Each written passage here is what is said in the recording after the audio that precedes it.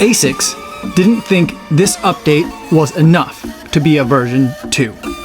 But make no mistake, the changes to this version are substantial. It's time to take a look at the Metaspeed Sky Plus versus the Metaspeed Sky version 1.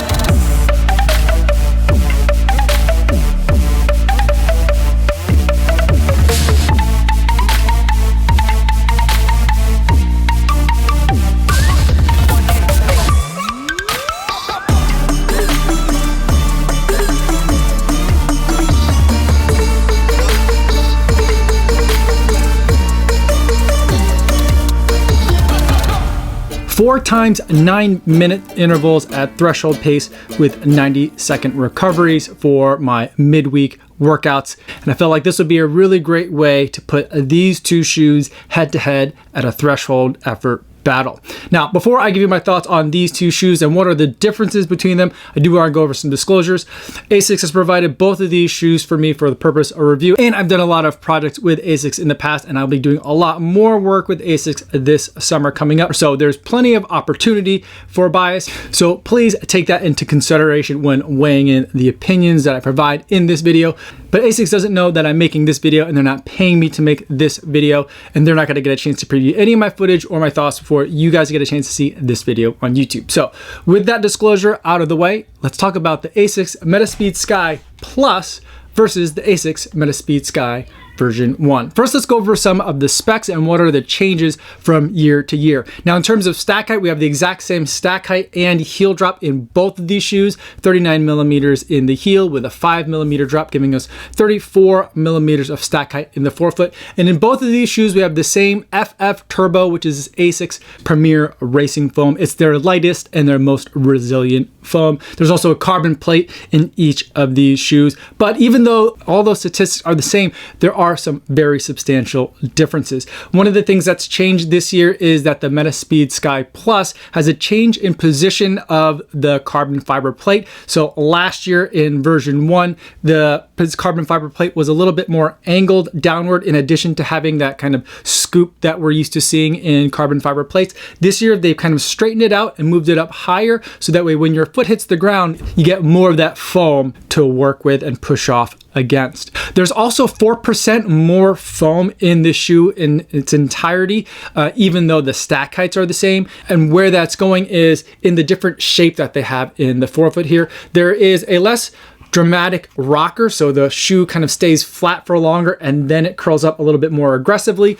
Last year, that toe spring started a little bit earlier in the foot than it does this year. And what that has done is made kind of like a rounder, wider platform for you to land on underneath that forefoot as your foot is hitting the ground. Moving to the upper, there is a slight change in the materials. It feels like a little bit of a thinner material, a little bit of a softer material. Last year's upper was a little bit on the scratchy side. I've referred to it previously as a very fancy burlap. This year, it's a little bit less burlappy and a little bit more like what we've seen in other very modern racing marathon shoes. In the tongue, it's a very similar shape and size of tongue as last year, but the material is a little bit softer, a little bit thinner, and also just a little bit floppier as a result. So when you're getting your foot into the shoe, you're gonna have to be doing a little bit of arranging to get it in there. But once it's in there, it's not gonna move around, and I didn't have any problems with that at all. I do think that there is a slight change in the heel cup, whereas I think that in addition to the visual difference of there no longer being kind of a stripe going up the back of the heel from last year, I do think that like the back here is a little bit more bulbous, kind of it sticks out a little bit further from the back of the shoe. And also I think that the material that's in here giving this heel cup support is just a touch more rigid. So there's a little bit more structure in there. Otherwise it looks and feels very similar on foot. Moving to the outsole, there is another, at least visually striking change where they've changed where the outsole rubber is, or I guess isn't. And so you can see they've scooped out quite a bit of the outsole rubber pattern from what they had last year. And also what they've done is they've changed the shape of these little perforations or holes that are in this outsole rubber. So now the holes are a little bit bigger and also elongated into ovals rather than the circles that we saw last year. The other thing that I noticed, and this didn't become apparent to me until after I finished these two workouts and was filming these shoes, now that they have a little bit more kind of life on them, is that I can see that there's a bit of more of a channel that's running through the midsole foam that's exposed here to the ground. And so that runs a little bit deeper and further into the midfoot of the shoe all the way through the arch. Whereas in version 1, that little channel started back at the heel and only went through kind of like halfway through to the arch. And that's because the toe spring or the rocker on this shoe started kind of a lot earlier, and so they didn't have room for this channel to be in there. This year, because that toe spring doesn't start till further on in the shoe, there's a little bit more room for that channel to be in there. All told, this year the shoe comes in at a little bit heavier of a weight, which makes sense because there's more foam in the midsole, at 205 grams or 7.2 ounces. So with those specs and all those on paper differences out of the way, let's talk about what it was like to actually run in these two shoes, running the same workout kind of back to back on a Wednesday with the Metaspeed Sky Plus and then on a Friday with the Metaspeed Sky version 1. And I'll say the extra foam that's in this midsole is definitely noticeable. I feel it and I definitely appreciate it.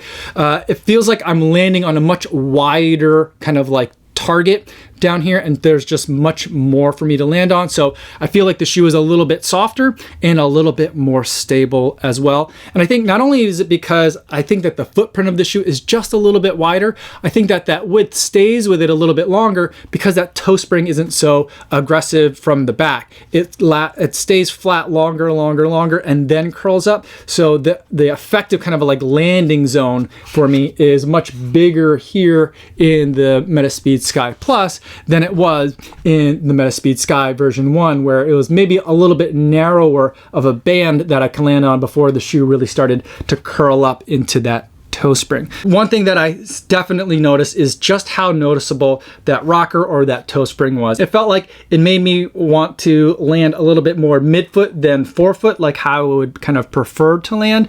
And I definitely felt the rocker, which helps with quicker, snappier turnover, but doesn't always kind of match with what my stride kind of wants to do at that threshold pace and at things like marathon pace. The other thing that I noticed is that there seems to be a lot less apparent foam under the midfoot in this version 1. And if you take a look at it and compare it to the Metaspeed Sky Plus, I think it's because, again, that later toe spring means that there was more cushion underneath where my feet were hitting the ground. And so I felt like not only when I landed, but also when I pushed off, I felt like there was kind of more to push off of, and that I felt springier in that Metaspeed Sky Plus. And even though I feel like there may be a little bit less like top end speed in this shoe because of that extra kind of feeling of softness and that extra level of kind of stability that there is in kind of the having that wider landing zone, I still did manage to set a 5K PR in this shoe. So it's not like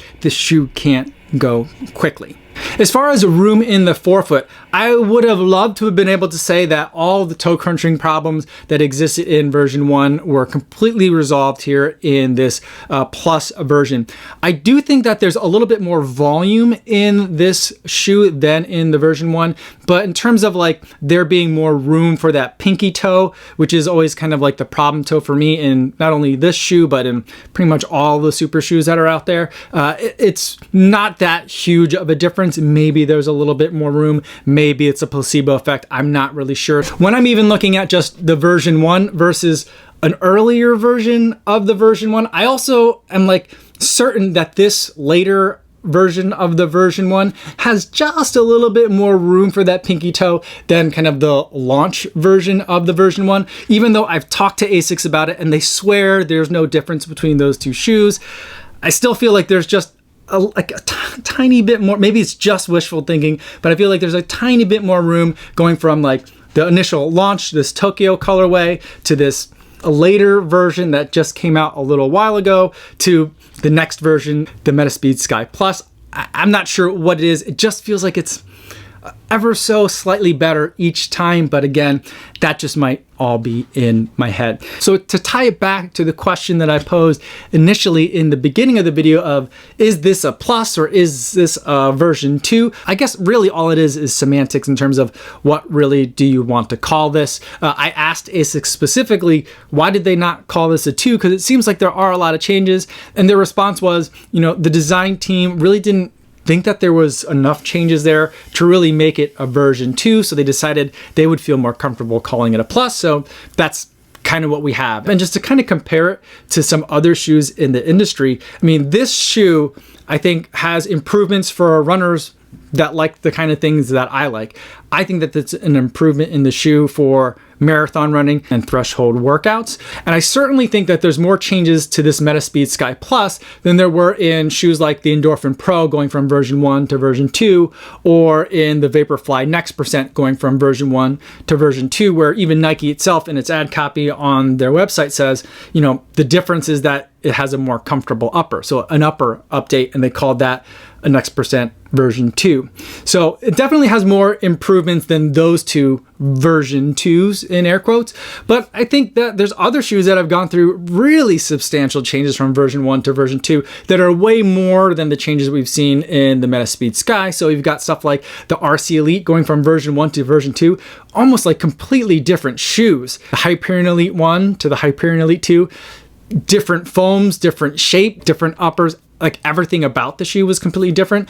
And sometimes the changes are so substantial that they just call it a different shoe entirely. So like looking back at the Hoka Carbon Rocket, going from that, they made changes that and turned it into the Rocket X. So just not even a Carbon Rocket 2, just a completely whole other different thing. Ultimately, what ASICS did was they came out of the gate with a really good racing shoe. And I feel like other racing shoes that started out really strong like that really don't need to change all that much because they're already really good when they started. I mean, we already talked about the Next Percent version 1 going from version 1 to version 2, but also like the Alphafly. Think about the Alphafly, also another really great marathon racing shoe.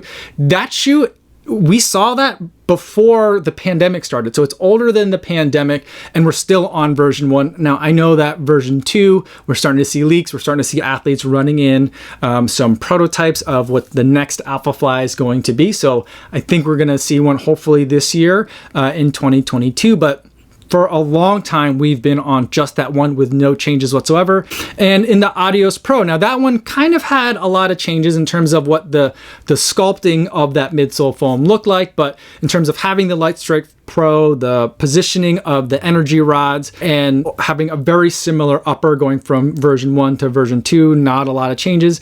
That also didn't have like a ton of changes to it either, because version 1 started out strong and the version 2 also was a very strong contender as well. So I think that they really definitely could have called this a 2, and ultimately I think this is a conversation in the debate that only a real running shoe nerd's gonna enjoy. So I'm loving talking about it, and I definitely am in the version 2 camp, but ASICS is calling it the Metaspeed Sky Plus, so I guess we're just going to have to live with that. Either way, I'm definitely enjoying this shoe, and it's going to be one of my favorite shoes by the end of the year for sure. I'll put it to the ultimate test in June when I'm running Grandma's Marathon, and hopefully I'll be able to beat my previous PR that I ran with this shoe earlier this year in March at the LA Marathon, and we'll have a sub 3 time hopefully in this shoe in June after Grandma. So we'll have to see. Hit the subscribe button to see where this ends up at the end of this year. If you have any other questions about the Metaspeed Sky Plus versus the Metaspeed Sky version 1, feel free to put them in the comments down below, or better yet, stop by the live stream that I'm doing Monday through Friday over on my Kofuzi Run Club channel. I'd love to see you guys over there in the chat. You can AMA. That's all I have for today, everybody. Thanks so much for making it all the way to the end of the video. Hopefully you guys are staying safe out there on your runs, and I will see you in the next one. Yo, what's going on?